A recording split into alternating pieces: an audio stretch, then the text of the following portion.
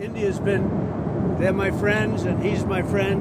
ভারত কিংবা ভারতের প্রধানমন্ত্রী নরেন্দ্র মোদী যতবারই এ দুটো নাম উচ্চারণ করেছেন মার্কিন প্রেসিডেন্ট ডোনাল্ড ট্রাম্প ততবারই ভালো বন্ধু আখ্যা দিয়েছেন।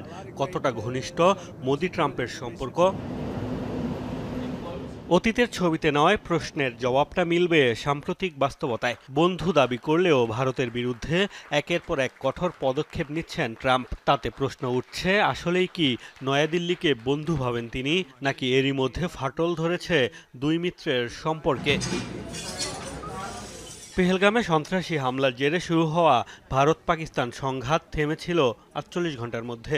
মার্কিন প্রেসিডেন্টই প্রথম দিয়েছিলেন যুদ্ধবিরতির ঘোষণা। বরাবরই এই সংঘাত বন্ধের কৃতিত্ব নিজের বলে দাবি করে আসছেন ট্রাম্প। ইসলামাবাদ তা স্বীকার করলেও ট্রাম্পকে কৃতিত্ব দিতে রাজি নয় নয়াদিল্লি। তাদের দাবি, তৃতীয় কোনো দেশের হস্তক্ষেপ ছাড়াই থেমেছে প্রতিবেশী দুই দেশের লড়াই।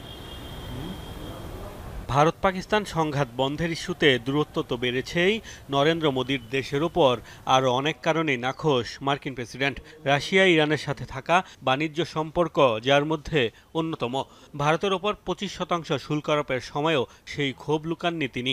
মস্কোর সাথে বাণিজ্য সম্পর্কের কারণে শাস্তিমূলক পদক্ষেপ নেয়ার ঘোষণা দেওয়া হয়েছে। পাশাপাশি ইরানের সাথে ব্যবসা করায় নিষেধাজ্ঞা আরোপ করেছেন ৬ ভারতীয় প্রতিষ্ঠানের বিরুদ্ধে।